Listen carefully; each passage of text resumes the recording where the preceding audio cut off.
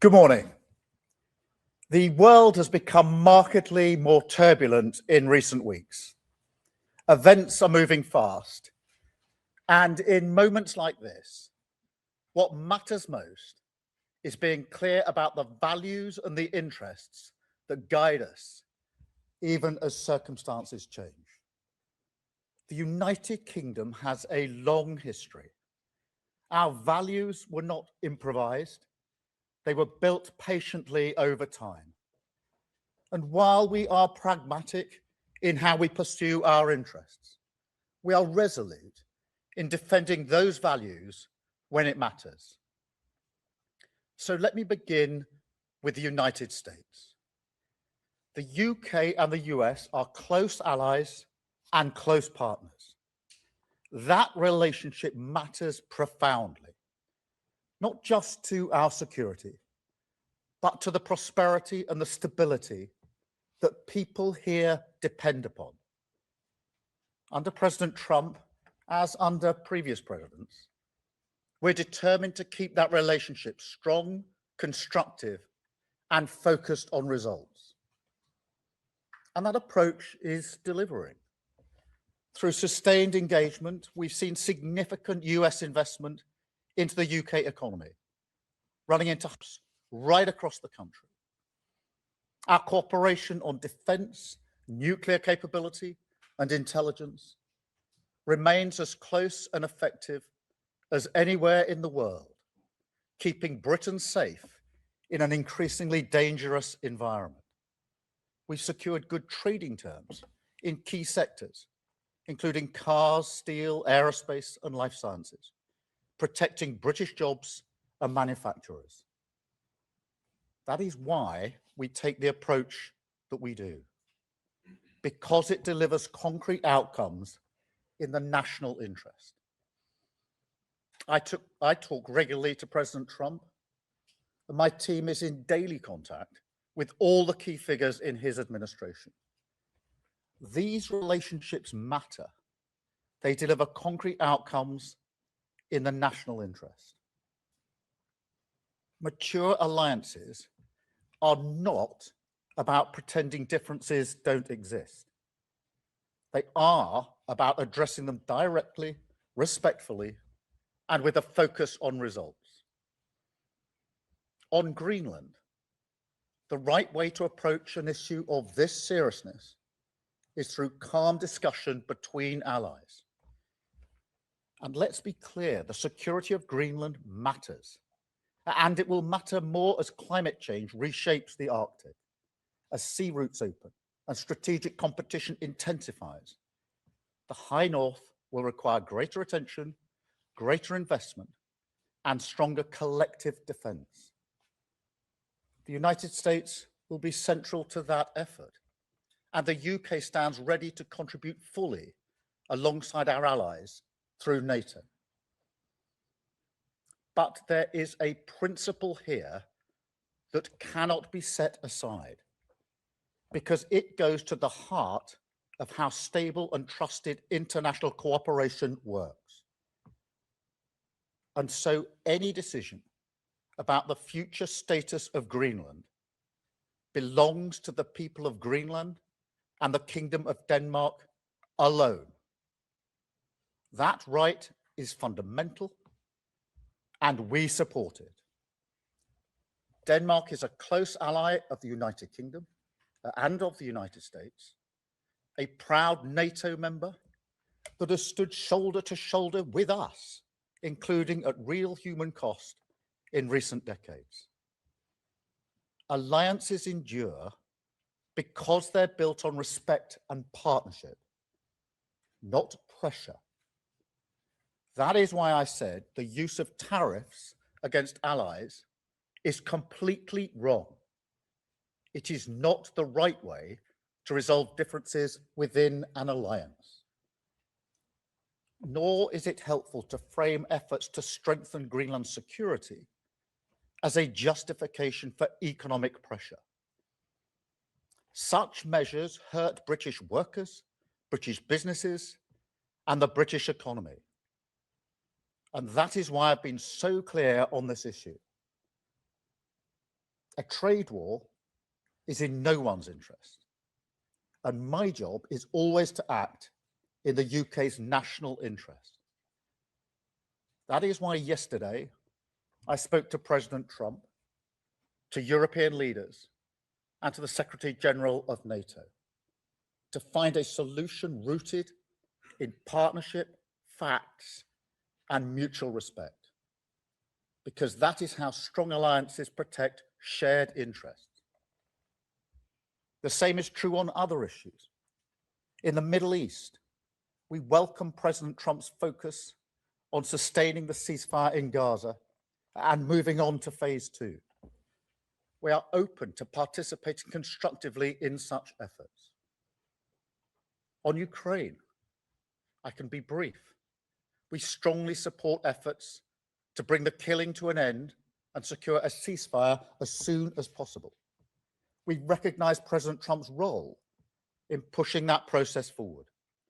And we will work closely with the United States, Ukraine, and our other allies to apply pressure where it belongs on Putin.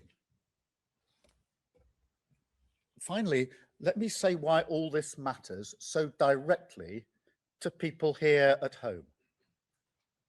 In today's world, geopolitics is not something that happens somewhere else. It shapes the cost of energy, the price of food, the security of jobs, and the stability that families rely on to plan their lives. When war drives up fuel prices, it's households who feel it first. When supply chains fracture, it's small businesses and working people who absorb the shock. And when instability grows, it's rarely those with the most power who pay the price. That is why this government's approach is rooted in a simple belief that we must use every tool of government, domestic and international, to fight for the interests of ordinary people. At home, that means active government. It means taking responsibility. Rates come down and family budgets are protected. It means stepping in where markets fail, strengthening resilience, and ensuring that global shocks do not always land on the same people in the same places, the people least able to withstand them. That's why we've taken action to reduce energy bills, to freeze rail fares and prescription charges. But tackling the cost of living today also means engagement beyond our borders. It requires shaping the world around us, not retreating from it. It requires strong alliances, steady diplomacy, and rules that reduce uncertainty rather than amplify it. That is why our commitment to international law and to alliances founded on trust is not abstract or ideological. It's practical. It's about stability, predictability, and fairness. The conditions that keep prices down, jobs secure, and economies resilient. That is what active government looks like in an age of uncertainty. Steady at home, engaged abroad, and always focused on protecting the people that we serve. Britain is a pragmatic country. We look for agreement. We believe in partnership. We prefer solutions to slogans. And we will not indulge in commentary and gesture politics that harm the British people. But being pragmatic does not mean being passive. And partnership does not mean abandoning principle. That is why it's important to be clear about who we stand with, what we stand for, and where our interests lie. Now, this is a moment for the whole country to pull together. So I warmly welcome the support we've had with regards to Greenland and the proposed tariffs from the leader of the opposition. I thank her for her support. At moments like this, there will always be people who reach for the performative, who think an angry social media post or grandstanding is a substitute for hard work. That's an understandable instinct, but it's not effective. It never has been. It may make politicians feel good, but it does nothing for working people whose jobs, livelihoods, and security rely on the relationships that we build across the world. So to conclude, we will work with our allies in Europe, across NATO, and with the United States. We will keep dialogue open.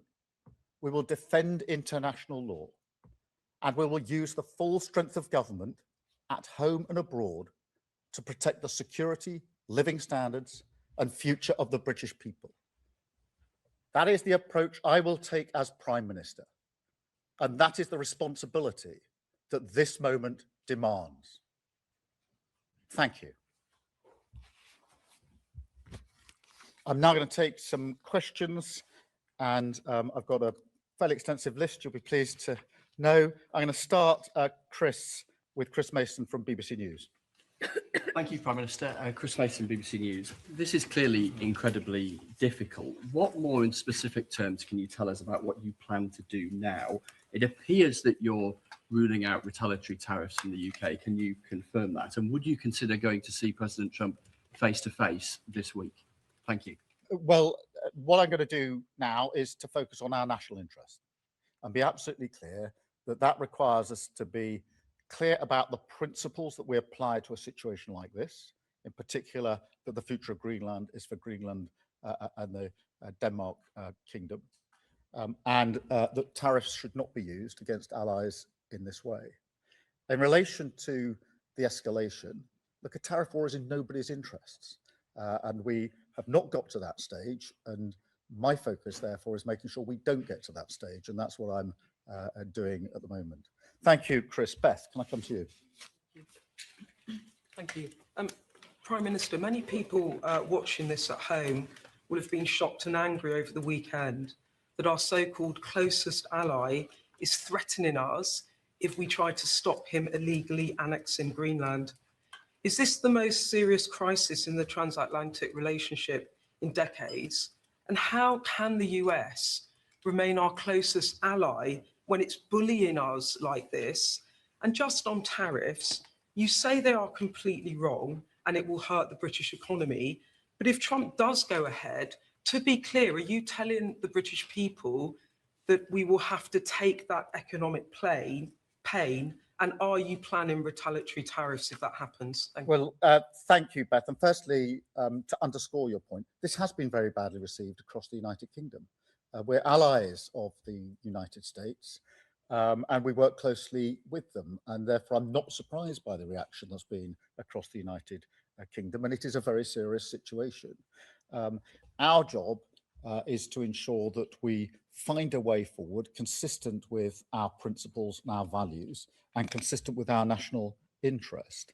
And the US remains a close ally on defense, on security, and on intelligence, on nuclear capability.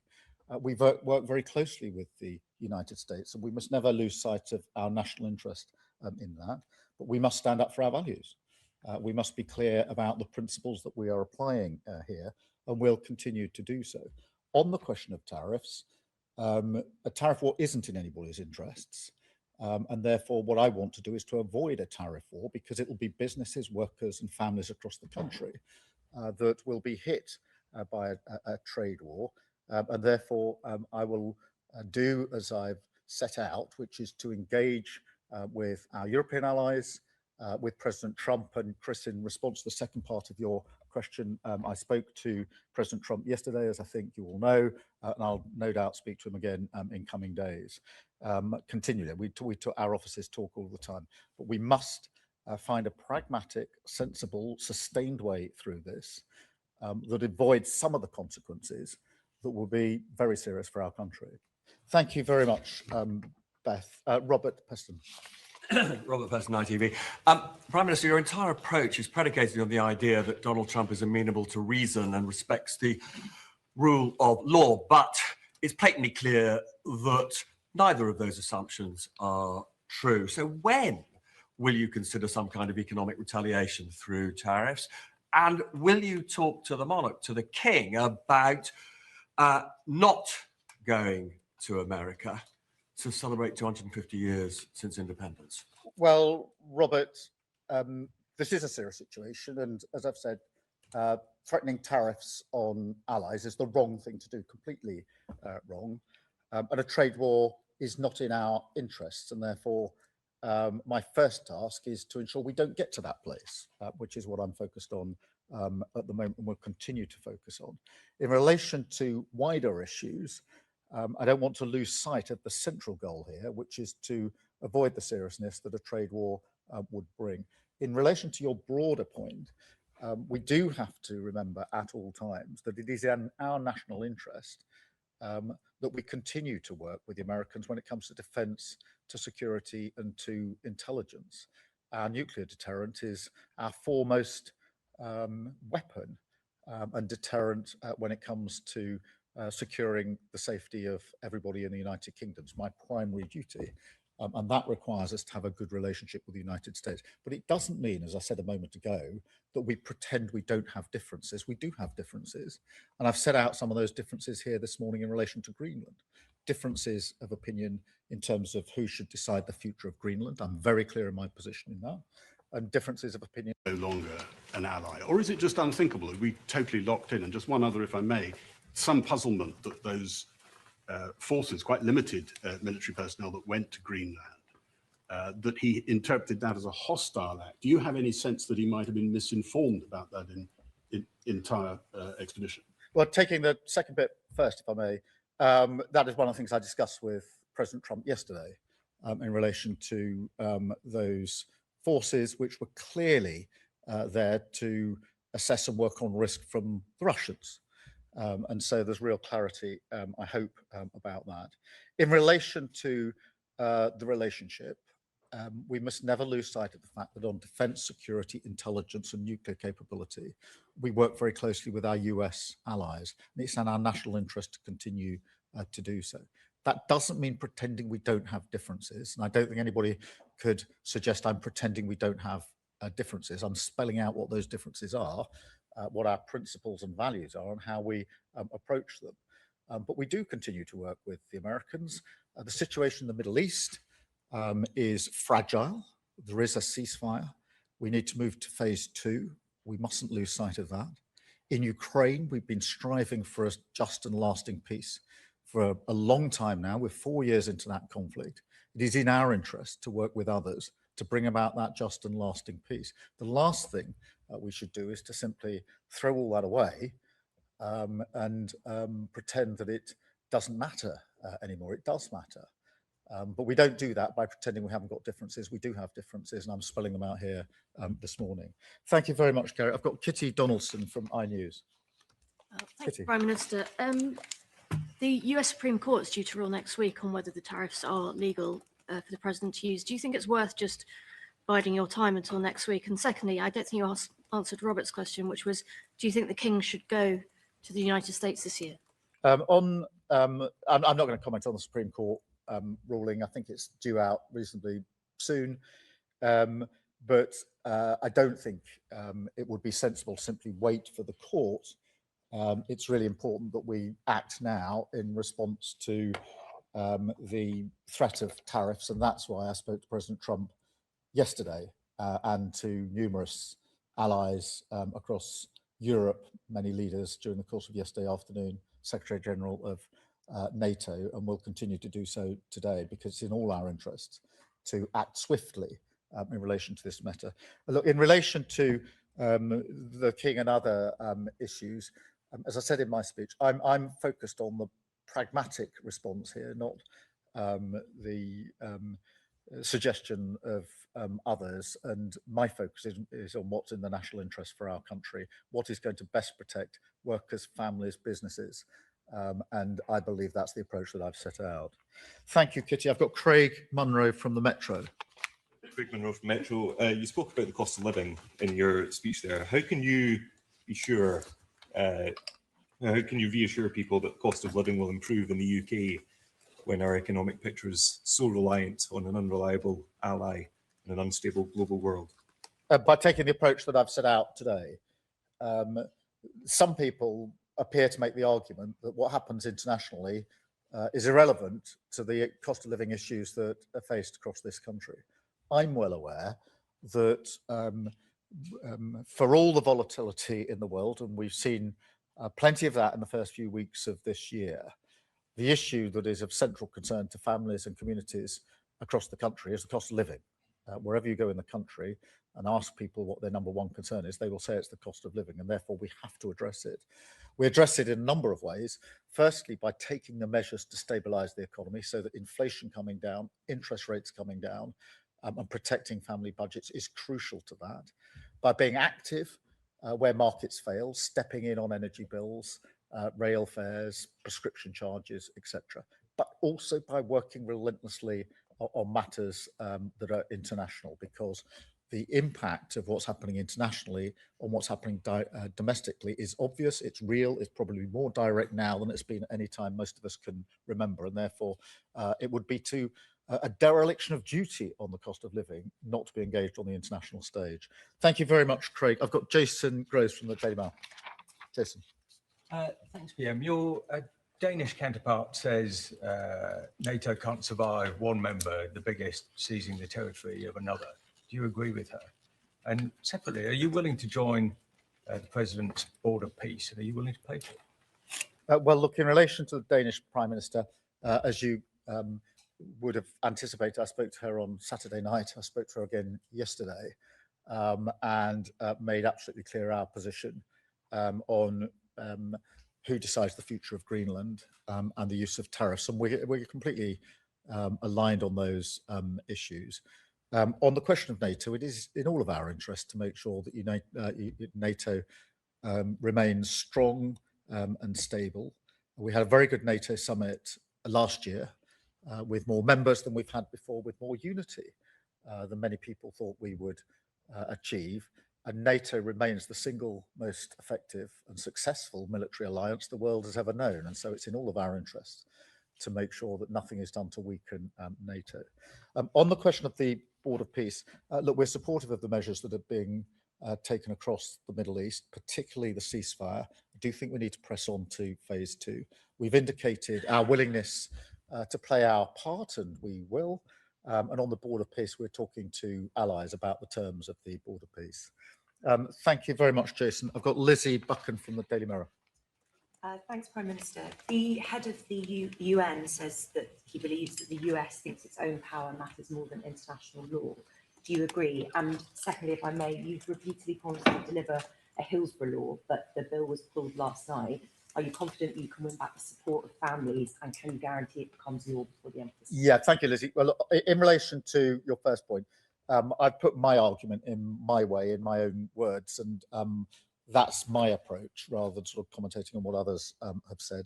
On Hillsborough, as you know, I care hugely that we get this right, that we right the wrongs for very many families who've been let down. Firstly, what I meant by the downward spiral is the potential for this to cause huge damage for the UK, whether that's in a trade war or the weakening of alliances. And I do not want to see that happen. That doesn't mean that we put to one side our principles and our values, quite the contrary. We're very clear about what they are, which is why I wanted to have this press conference this morning and to affirm those principles and values that we apply. In relation to the EU, look, firstly, we're coordinating very closely with the EU. I spoke to a number of EU leaders last night. I spoke to Ursula von der Leyen last night and intend to do so again either today or tomorrow, so that we're closely aligned. There's proper unity and coordination in our response. They will decide exactly what they will do next during the course of today and the coming days. But we're working very closely with them, very closely coordinated. And they were among the calls that I was engaged on for most of the day yesterday. Thank you, George. And then can I go to Ben Riley-Smith, Telegraph? Ben. Prime Minister, Donald Trump and his team hint at military action in Greenland. Do you think that's a genuine possibility? And secondly, if I may, you are under pressure from some quarters to increase defence spending quicker than you've already planned in the coming years. you yourself are accepting the threat picture is changing almost weekly now. Would you consider increasing defence spending quicker than planned? Sorry, the very first bit of your first question, I missed the first Military one. action. Yeah, what's the question there? Do you think Donald Trump is genuinely considering military action? Look, I don't actually. I think that this can be resolved and should be resolved through calm discussion, but with the application of the principles and values that I've set out in terms of who decides the future of Greenland, and making clear that the use of tariffs in this way is completely wrong. On defence spending, we've obviously set out our plans for this Parliament, and we made commitments at the NATO summit in relation to going beyond that, and we stand by them. I have made the argument that Europe needs to do more on defence and security. Partly that is a question of defence spend. I think European countries are and need to spend more on defence. It's also a question of coordination, collaboration, because it's how we spend what we spend that matters as much as how much we spend. And that's part of the argument I've been making to European allies. If the Ukraine war has taught us one thing, it's that by having different capabilities in different countries in different ways, we haven't actually been able to be as effective as we might otherwise have been if we'd coordinated in years gone by. And I think it's really time for Europe to be much more united, much stronger on this issue. And that's one of the arguments I've been leading on and making to allies and leaders for some consistent and considerable time now. Thank you very much. And then Andy Bell from Channel 5. Andy. Thank you, Prime Minister. Isn't the conclusion from all that's happened up to now that you've been too soft with the President? And isn't the lesson we have to draw from what's happening now is that you have to start being tougher with him? Well, Andy, I don't agree with that assessment, because taking the approach we've taken has yielded hundreds of billions of pounds of inward investment into the United Kingdom. That's hugely important for our economy and for jobs and businesses, and the economy more generally. We are involved on a daily basis when it comes to security, defence and intelligence sharing, daily 24/7, in relation to the interaction on intelligence between the US and the UK is the closest relationship of any two countries in the world. And that keeps us safe in ways I can't explain to you, but I can say very clearly it keeps us safe and is vital to every single person who lives in this country. And of course, before we got to the better trading arrangements on cars, on pharmaceuticals, etc., many were urging me not to take the approach that we did, but we did take the approach we did, and we got better trading terms. And that's why I'm taking the approach I am to this situation, to ensure that we focus on what's in our national interest. Thank you, Andy. And I've got Peter Walker from The Guardian. Thank you. Peter. It's been widely reported this morning that the Norwegian Prime Minister has received on defence and security and intelligence and nuclear capability, manifestly in our interests, to have a strong relationship with the United Kingdom. Our nuclear capability is our single most important deterrent, bar none, and that has helped keep us safe for many, many years. On the question of social media more broadly, look, I think we need to do more to protect children. And that's why we're looking at a range of options and saying that no options are off the table. We're obviously looking at what's happened in Australia, something I've discussed with the Australian Prime Minister. I don't think it's just a question of social media and children under 16. I think we've got to look at a range of measures. I'm particularly concerned about screen time for under 5s, which is not so much about social media, but about literally screen time and the impact it's having on children when they arrive at school. So I do think we need to look across the range, but in direct answer to your question, do we need to do more to protect children when it comes to social media and screen time and associated harms? Then yes, we do, and that's why we're looking at a range of options. Thank you all very much indeed. Thank you.